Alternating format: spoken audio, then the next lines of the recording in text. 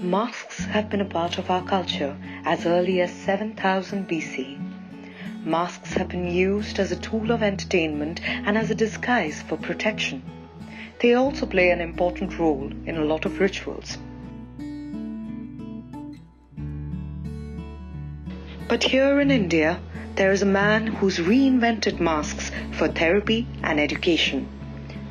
Dr. Parasuram Ramamoorthi has been using masks as an effective tool towards building communication with autism.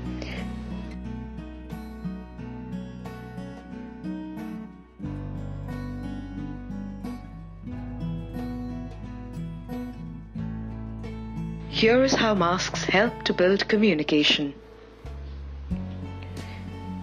Eye contact.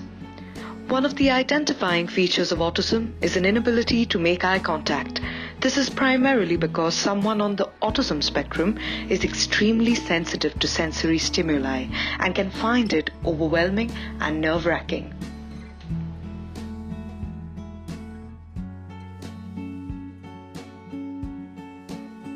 A mask typically focuses the gaze of your eyes on objects right in front of you by cutting out the peripheral vision, just like blinkers on horses, thus allowing a person to channel their attention on one object or person at a time and effectively cut down the sensorial load visually.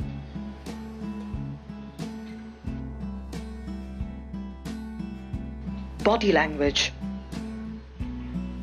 More often than not, we focus all our attention to facial expressions and discount how our body feels in the moment.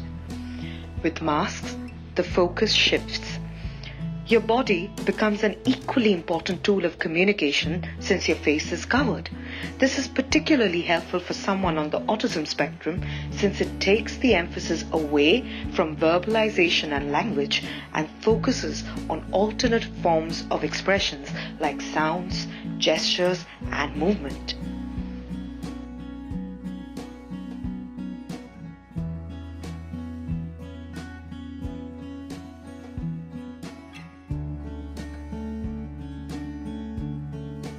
Builds empathy.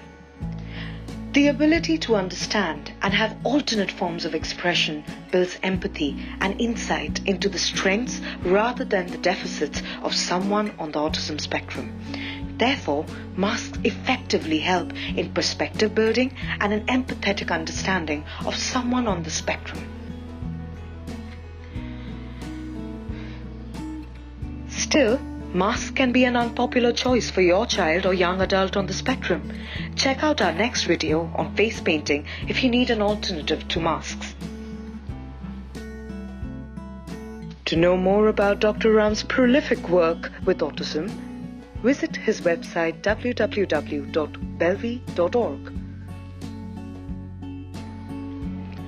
If you found this video helpful, please do take a moment and subscribe to our YouTube channel and/or follow us on Facebook and Instagram.